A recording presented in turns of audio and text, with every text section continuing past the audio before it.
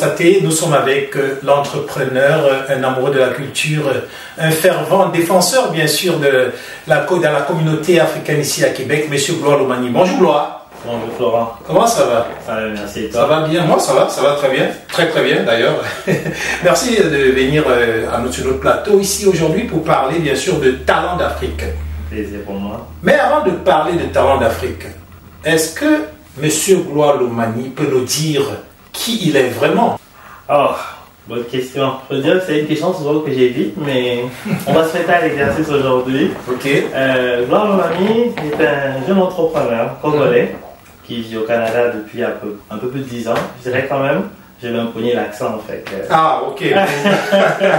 vous Lolo, c'est ça? Exactement, bon. Ça. Alors, c'est un jeune Congolais? Oui. Ouais, vous êtes Congolais, hein? Oui, je suis. Mbote, quoi. Mbote Nika, hein? C'est ça.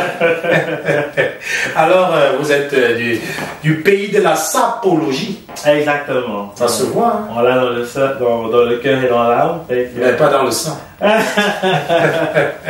Alors, Gloire, vous êtes de Congo, oui. Qu'est-ce que vous faites dans la vie? Dans la vie, je suis vice-président et cofondateur d'une entreprise avec une solution d'affaires. Okay. Une entreprise québécoise, canadienne.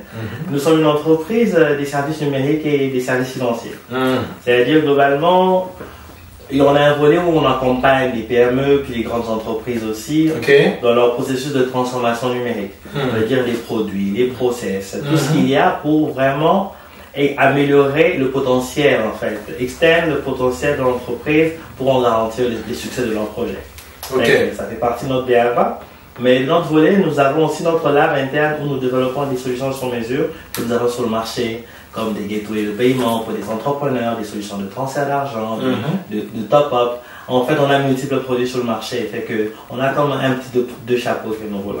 Non, vous êtes un peu comme un dopant pour les entrepreneurs. Exactement. Hein, vous boostez, c'est comme l'engrais en Afrique. Une fois qu'on en met de l'engrais, ça gemme, ça pousse très rapidement, hein, c'est ça? Ben, modestement, c'est ça qu'on essaie de faire aux entreprises. Modestement. Analyser c'est quoi leurs besoins, le potentiel et trouver les bons outils numériques pour accompagner les entreprises dans son projet de réalisation, mais aussi en même temps la philosophie d'entreprise, parce qu'aujourd'hui beaucoup de gens parlent numérique. Le numérique n'est pas qu'un produit, c'est aussi une philosophie, une pensée, une approche. On essaie d'en être aussi les prophètes. Donc vous êtes un prophète du numérique aujourd'hui. On dirait ça.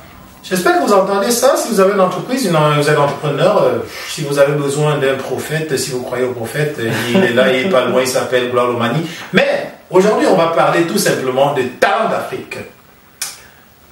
Alors maintenant qu'on sait que vous êtes un très bon entrepreneur, quelqu'un qui injecte du souffle à toute entreprise, quelqu'un qui apporte un tout petit peu des changements au niveau du numérique, on veut savoir comment vous avez entendu parler de Talent d'Afrique, cette belle activité, ce grand concours que d'ailleurs j'ai eu le plaisir, le privilège de l'animer pendant, je pense, 4 ans et que j'ai accompagné aussi avec beaucoup de plaisir et le très inspirant Serge Kalala, que je salue d'ailleurs. Comment est-ce que vous avez appris et que vous prenez ça à la 8e édition? Oui. Comment vous avez appris ça? Je dirais que l'histoire, ma découverte dans l'Afrique, elle est vraiment assez particulière parce que ça faisait quand même à peu près 3 ans que j'étais à Québec et j'en avais jamais entendu parler. Mais je dirais plus par ma faute parce que je suis tellement des fois trop focus sur le travail numérique. Exactement, qu'on oublie des fois de lever la tête puis de voir les belles choses qui se passent dans la vie et tout. Et un de mes partenaires d'affaires au niveau du Congo, Fabrice Ilunga, qui m'en avait parlé. Comment ça s'appelle Fabrice qui? Ilunga. Oui. Exactement. Que je salue en passant. Donc, il m'a parlé du projet et j'ai eu rapidement l'occasion de discuter avec Serge au téléphone. Et vraiment, c'était le coup de foudre, je dirais. Ouais, honnêtement, Talent d'Afrique pour moi. Heureusement que c'est un concours, parce que si c'était une femme, votre épouse serait en danger là. Ouais, tout à fait, parce que mais ma famille, mes entreprises, mes partenaires, on est tous fans de Talent d'Afrique. Parce que je trouve qu'aujourd'hui ça fait déjà 3 ans qu'on est partenaires avec Talent d'Afrique. Pour nous, Talent d'Afrique, supporter les jeunes, ressortir le génie en eux, donner un stage pour permettre vraiment à la ville de Québec, mais à la province, même au Canada et à l'international, de savoir que quelque part dans la ville de Québec, on donne un stage puis du rayonnement à ces jeunes-là qui sont remplis de passion. C'est top. Tu peux remarquer. Maintenant que vous avez suivi Talents d'Afrique pendant 3 ans, on dit toujours c'est 3 ans pour mûrir. 1 an on observe, 2 ans on analyse, 3 ans on s'engage. Vous avez actuellement le titre de parrain de Talents d'Afrique. C'est lourd, un titre de parrain. Un grand honneur pour moi. Comment est-ce que vous avez accueilli ce titre-là? Comment vous avez accueilli la nouvelle? Je dirais qu'au début, c'était quand même assez particulier. J'ai pris du temps à réflexion parce que je trouve qu'être parrain d'un événement de cette envergure, représenter, être à côté de ces jeunes-là qui vont prester, mais au-delà de ça, c'est des rêves, c'est des objectifs d'avenir, puis être rattaché à un événement pareil, ça demande de prendre un bon temps de réflexion en embrassant cela, de le faire de la bonne manière. Puis se dire qu'à travers qu'est-ce que nous on fait en tant que personne, en tant qu'entreprise, on est aussi un bon ambassadeur pour accompagner et donner un plus de lumière à Talents d'Afrique à l'international. Ok. Et quelles sont les valeurs qui vous rapprochent Talents d'Afrique et vous? Talents d'Afrique, la première chose sur laquelle j'ai embarqué, parce qu'un de mes credos pour moi, c'est de pouvoir extendre le numérique partout dans le monde, mais principalement en Afrique. L'Afrique, c'est là-bas que mon cœur vit, c'est là-bas que mon cœur est né. Et malgré le fait que je sois aujourd'hui, j'embrasse le Québec, que je vis, j'adore la poutine et tout le reste. Vous aimez la poutine? Oh, ouais, en tout cas, moi, j'aime pas la poutine. Oh boy. Ouais. Hey, il y a des gens qui ne seront pas contents en regardant cette vidéo. J'assume. Fait que déjà, c'est le fait que Talents d'Afrique, tout comme nous, on s'évertue puis on est engagé à faire rayonner le génie africain, donner de la lumière à la culture, aux valeurs africaines. Pour nous, ça a été vraiment le socle de cette connexion-là. Parce qu'au-delà des services numériques et autres produits que nous offrons, la base de tout pour nous, c'est de donner un tremplin à ces jeunes issus de l'Afrique, les entrepreneurs, permettre de créer des ponts entre l'Afrique et le Canada, le Québec surtout aussi.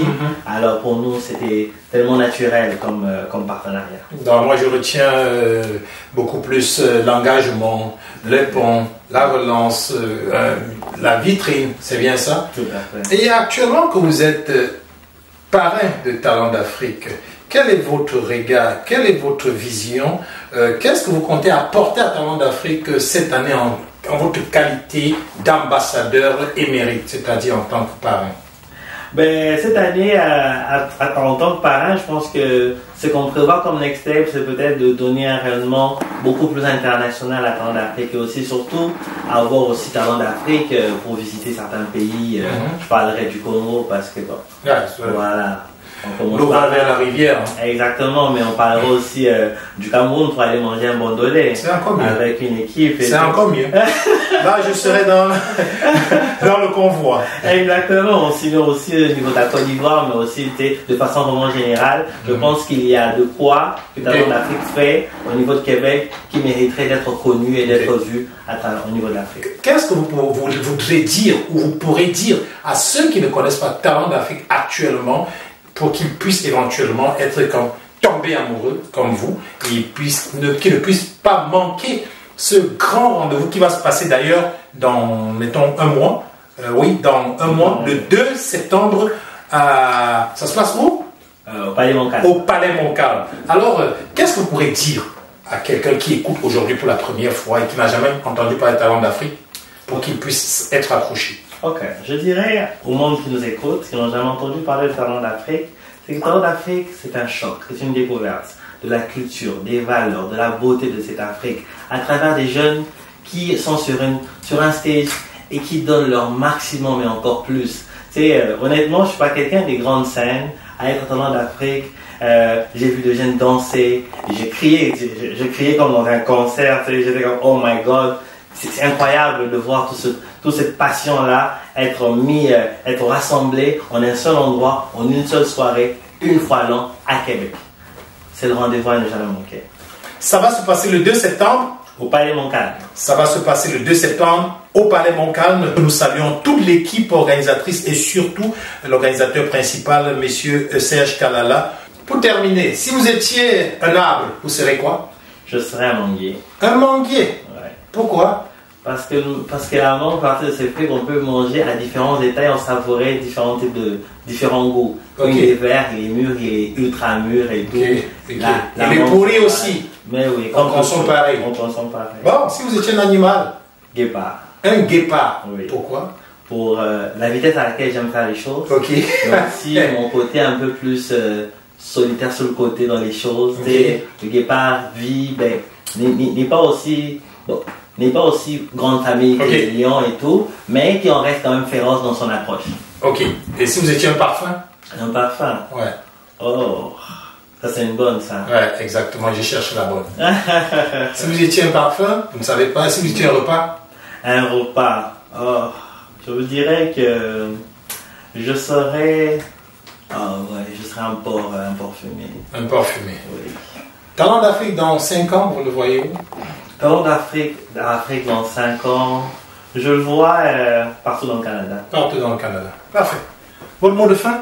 Mot de fin, en tout cas, déjà merci à toi Florent pour l'instant. C'est un grand plaisir, un privilège de partager la scène avec toi, le plateau. Et pour tout le monde qui nous suit, on vous invite vraiment à être là pour l'événement. Et pour le reste, bon, moi en tant que personne, on aura le temps de se découvrir à l'événement. C'était bien sûr l'émission Flamme entrepreneuriale dans un cadre tout spécial, le cadre de Talent d'Afrique. Mes chers amis, chers auditeurs, téléspectateurs, web-spectateurs, si vous découvrez aujourd'hui Talent d'Afrique, ne manquez pas d'y être. C'est le rendez-vous de la culture, le rendez-vous de l'art, le rendez-vous bien sûr qu'on ne manque pas. Que vous soyez jeune, moins jeune, le 2 septembre au Palais Montcalm. Ne manquez pas ça. Moi, j'y serai. En attendant, je vous souhaite une bonne fin de journée. C'était Florent Lial. Allez, bye.